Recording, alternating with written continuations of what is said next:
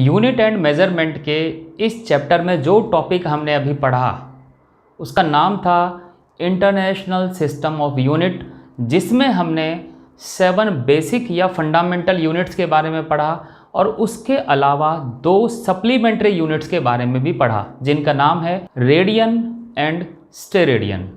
अब उन्हीं से रिलेटेड एक क्वेश्चन पहले हम करके देखते हैं। इस क्वेश्चन से हम क्या सीख पाएंगे? अभी अभी हमने पढ़ा है कि जो एंगल होता है उसकी यूनिट यानी कि एसआई यूनिट रेडियन होती है, लेकिन हम अब तक जो यूनिट यूज कर रहे हैं एंगल के लिए वो है डिग्री जैसी यूनिट। तो इस क्वेश्चन में हम समझ पाएंगे कि डिग्री या मिनट या सेकंड ये भी एंगल की यूनिट्स हैं और उनको किस तरह से हम रेडियन में कन्वर्ट कर सकते हैं। Calculate the angle of 1 degree 1 minute and 1 second in radian.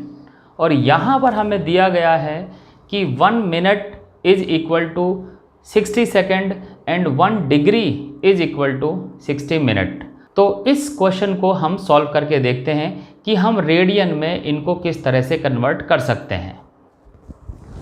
सबसे पहले तो हम समझते हैं 1 डिग्री 1 मिनट और 1 सेकेंड क्या है।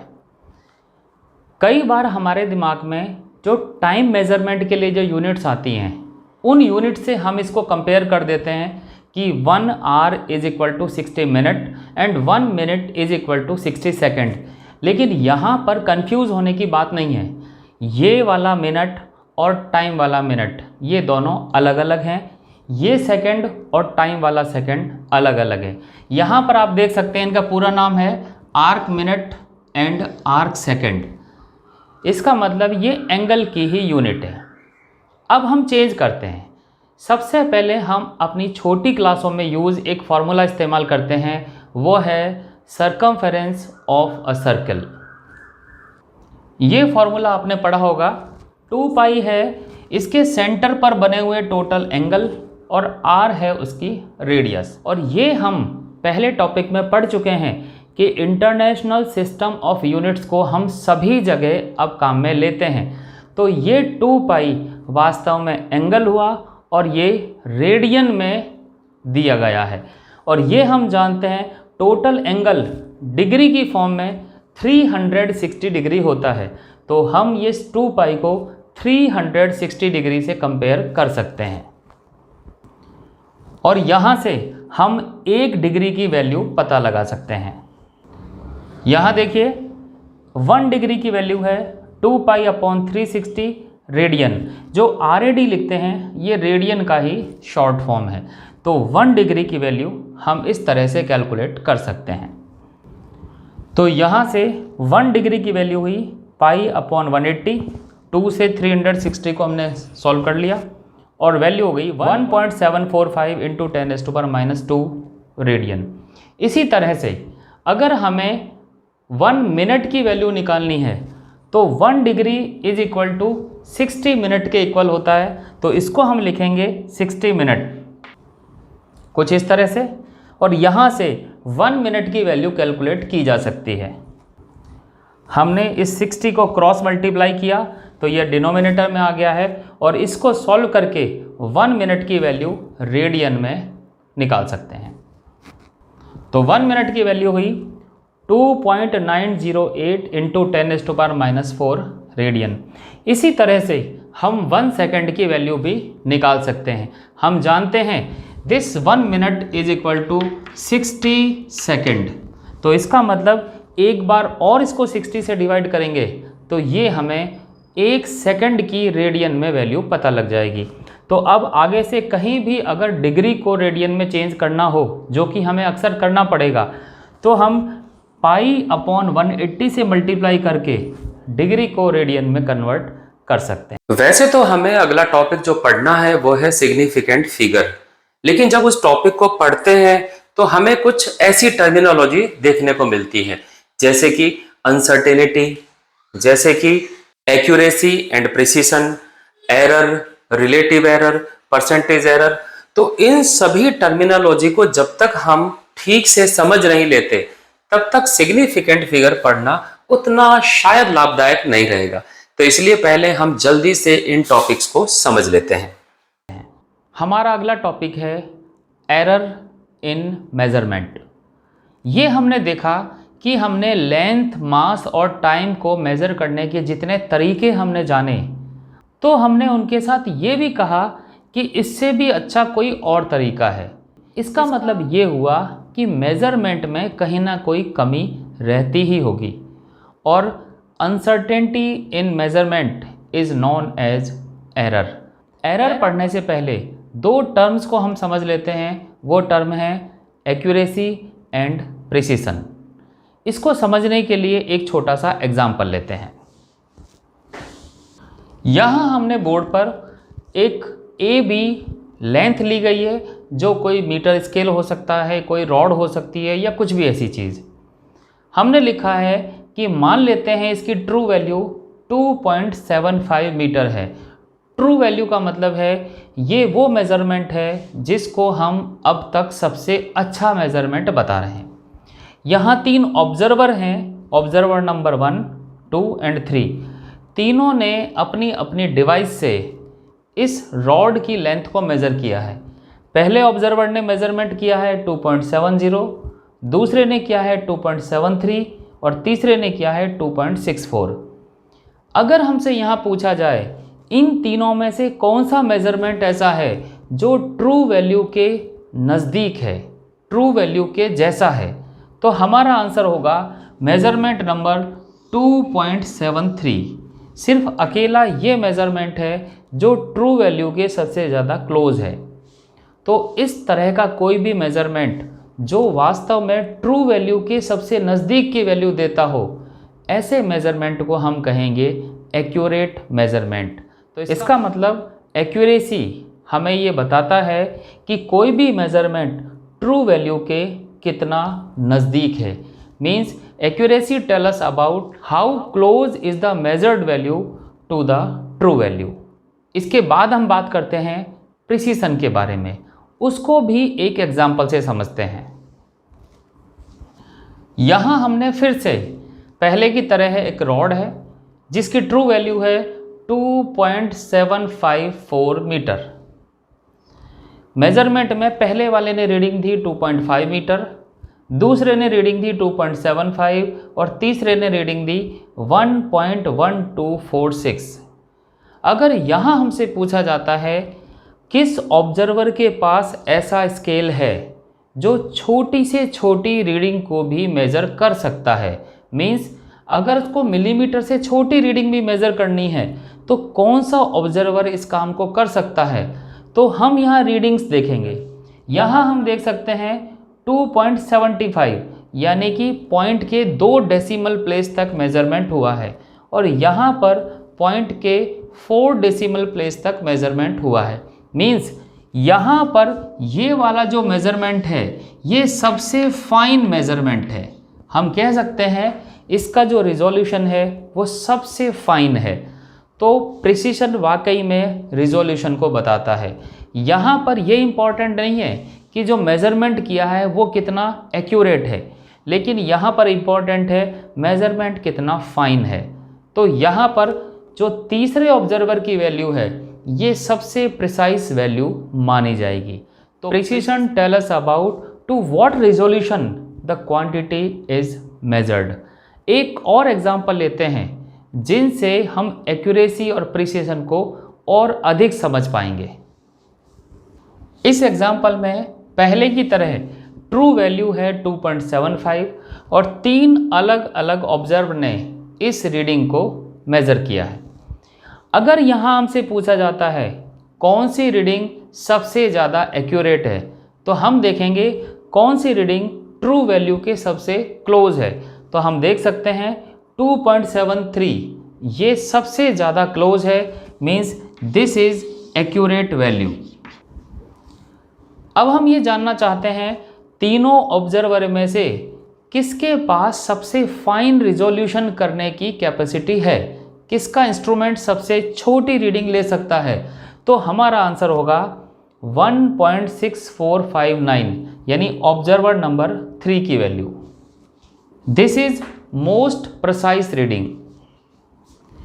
यहाँ आपने ये बात नोट करी होगी, प्रिसाइज होने का मतलब ये नहीं है कि वो रीडिंग सही होगी। यहाँ पर सिर्फ रीडिंग का फाइन होना इम्पॉर्टेंट है। तो यहाँ पर देख सकते हैं ये बिल्कुल भी एक्यूरेट रीडिंग नहीं है, but it is most precise. पहले ये जानना ज़रूरी है कि लीस्ट काउंट क्या है। इसके लिए कुछ एक स्केल के डायग्राम देखते हैं। यहाँ डायग्राम में हमने 3 अलग अलग स्केल बनाई हुई हैं। यहाँ हमने पूरी स्केल नहीं बनाई है। सेंटीमीटर स्केल है, यहाँ पर ये 3 है और ये 4 है। इसी तरह से दूसरी स्केल और उसी तरह से तीसरी स्केल। सबसे पहले बात करते हैं स्केल नंबर 1 की। अगर हम किसी लेंथ को इससे मेज़र करना चाहते हैं तो हम देख सकते हैं 3 सेंटीमीटर तक हम बिल्कुल क्लियर नाप सकते हैं, 3.5 तक भी। लेकिन 3.5 से लेकर 4 के बीच में हमें कुछ ना कुछ तुक्का मारना पड़ेगा। हम नहीं बता सकते कि ये 3.5 से कितना ज़्यादा है। तो हम ये कह सकते हैं ये जो डिस्टेंस है यानी ½ सेंटीमीटर, हम ½ सेंटीमीटर तक की लेंथ एग्जैक्टली सही नाप सकते हैं। उससे छोटी लेंथ नापने में यहाँ हम गलती करेंगे। तो यहाँ पर 0.5 सेंटीमीटर मिनिमम लेंथ है जिसको बिल्कुल सही तरीके से मेज़र कर सकते हैं। अब बात करते हैं स्केल नंबर 2 में। यहाँ हम देख सकते हैं 3 और 4 के बीच में 10 डिवीज़न बने हुए हैं। तो हम किसी एक डिवीज़न तक की डिस्टेंस को बिल्कुल क्लियरली मेज़र कर सकते हैं। अगर हम इसी लेंथ की बात करें तो देखिए इस लेंथ को जैसे जैसे हम यहाँ पहुँचाएंगे तो हम देखते हैं 3.8 तक, दिस इज़ 3.8 सेंटीमीटर। और उसके बाद नेक्स्ट रीडिंग है 3.9 सेंटीमीटर। अब 3.8 तक तो हम कंफर्म हैं, लेकिन हम 3.9 लेंथ नहीं बोल सकते हैं। इसका मतलब है 1 मिलीमीटर तक की डिस्टेंस बिल्कुल एग्जैक्टली नाप सकते हैं, उससे छोटी में हम कोई ना कोई गलती कर देंगे।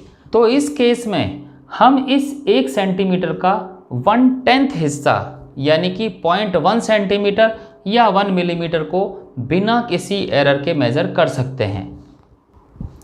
अब हम बात करते हैं स्केल नंबर 3। स्केल नंबर 3 में हम देख सकते हैं 3 से 4 यानी कि 1 सेंटीमीटर के बीच में 20 डिवीज़न है। 20 डिवीज़न का मतलब है अब यहाँ पर सबसे छोटा जो हिस्सा हम मेज़र कर सकते हैं वो 1 सेंटीमीटर का 1/20th पार्ट मेज़र कर सकते हैं। यहाँ पर हम 1 मिलीमीटर का भी आधा हिस्सा मीन्स 0.5 मिलीमीटर मेज़र कर सकते हैं। तो लीस्ट मीन्स सबसे छोटा, काउंट मीन्स मेज़रमेंट। तो लीस्ट काउंट का मतलब हुआ किसी भी इंस्ट्रूमेंट से बिना किसी एरर के मेज़र होने वाला सबसे स्मॉलेस्ट रीडिंग, वो उसका लीस्ट काउंट कहलाती है।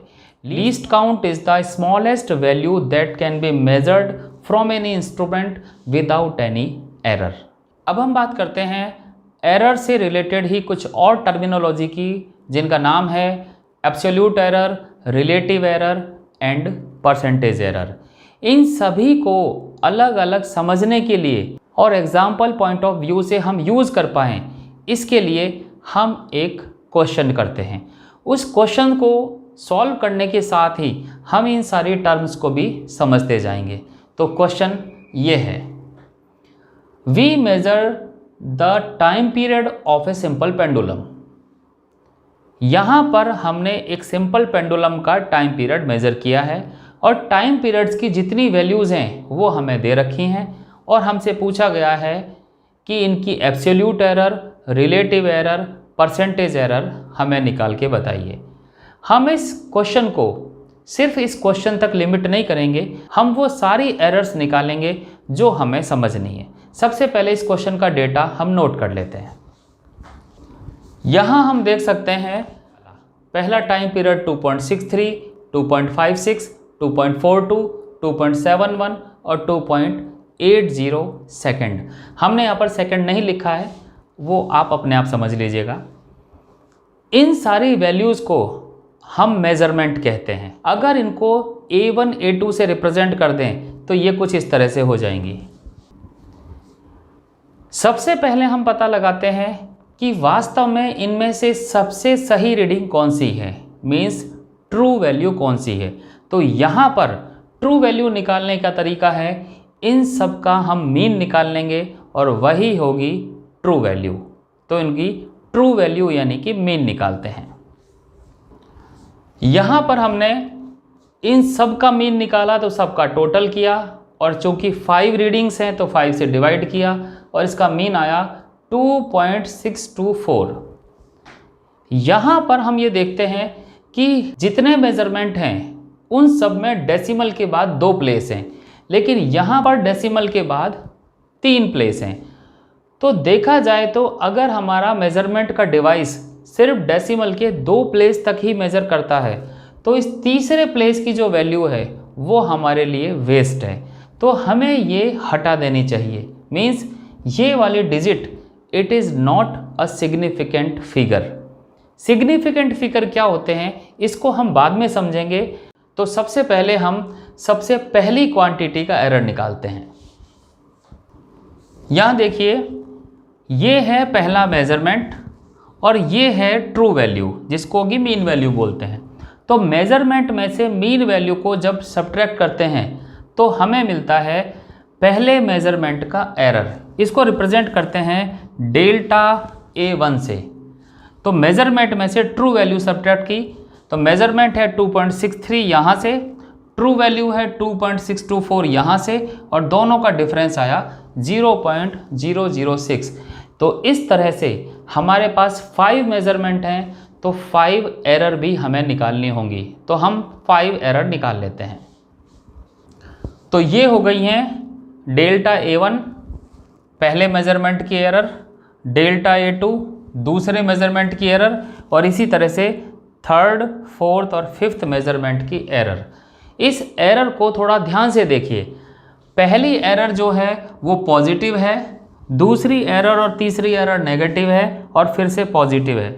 इसका मतलब है एरर 0 भी हो सकती है, पॉजिटिव भी हो सकती है और नेगेटिव भी हो सकती है। जिस तरह से हमने मेजरमेंट का मीन निकाला उसी तरह से अब हम इन एरर का भी मीन निकालेंगे, और एरर के मीन को कुछ इस तरह से रिप्रेजेंट करते हैं। यहाँ हम देखते हैं डेल्टा A, डेल्टा A से रिप्रेजेंट करते हैं हम एरर को, और ये मीन लिखा तो इन सभी एरर का मीन। अब मीन के लिए डेल्टा A1 में हम वैल्यू रखेंगे 0.006 की, डेल्टा A2 में वैल्यू रखेंगे -0.064 की, इसी तरह से delta A3, delta A4, delta A5। अब इन सभी को हम ऐड करते हैं और 5 से डिवाइड करेंगे, तो इसका आंसर हम कैलकुलेट करके देखते हैं कि वो 0 आता है। ये कमाल की बात है कि एरर इनका मीन 0 आया है। इसका मतलब ये हुआ कि जब भी हम किसी मेजरमेंट को करेंगे तो ये सिर्फ 5 रीडिंग नहीं होती है, रीडिंग होती है बहुत ज़्यादा। जब उन सब का हम मीन निकालते हैं तो हम ये समझ सकते हैं ये जो रीडिंग है उस मीन के इर्द गिर्द में बिखरी हुई है, यानी जितनी पॉजिटिव है उतनी ही नेगेटिव है। कुछ वैल्यू जितनी ज़्यादा हो गई हैं तो कुछ वैल्यू उतनी ही कम भी हो गई हैं, इसी वजह से इनका मीन 0 आता है। यहाँ एक फिर नई प्रॉब्लम आती है। तो इस तरह से तो हम कभी किसी एरर का मीन निकाल ही नहीं पाएंगे। तो उस प्रॉब्लम के सॉल्यूशन के लिए हम ये डायरेक्ट मीन नहीं निकालते हैं, हम निकालते हैं इनका एब्सोल्यूट मीन, यानी कि mean absolute error. Absolute word जहाँ पर आता है तो एब्सोल्यूट का मतलब है आपको पॉजिटिव या नेगेटिव इन क्वांटिटीज़ को ध्यान नहीं देना है, बिना किसी साइन कन्वेंशन के सबको पॉजिटिव मानना है और एरर निकाल लेनी है। तो हम निकालेंगे मीन एब्सोल्यूट एरर। यहाँ पर हम समझ सकते हैं डेल्टा ए के दोनों तरफ हमने 2 बार लगा रखे हैं। ये है बेसिकली मॉड्यूलस। मॉड्यूलस जब लगता है तो इसका मतलब ये है अंदर वाली क्वांटिटी चाहे पॉजिटिव हो चाहे नेगेटिव हो वो हमारे लिए पॉजिटिव ही होगी। तो इसी तरह से हमने 5 वैल्यूज़ का मॉडुलस निकाला हुआ है, यानी 5 एरर, और वो भी सारी पॉजिटिव। अब इनको टोटल करेंगे और 5 से डिवाइड करेंगे, तब हमें मिलेगा मीन एब्सोल्यूट एरर। तो अब हम इनको वैल्यू सब्स्टिट्यूट करके सॉल्व कर लेते हैं। यहाँ हम देख सकते हैं इन सभी को पॉजिटिव मानने पर इनका टोटल आया 0.536 डिवाइडेड बाई 5 और मीन एब्सोल्यूट एरर है 0.1072। हमेशा याद रखिए मीन एब्सोल्यूट एरर कभी भी नेगेटिव नहीं हो सकता because it is always positive. अब बात करते हैं रिलेटिव एरर की। रिलेटिव एरर निकालना सबसे आसान है।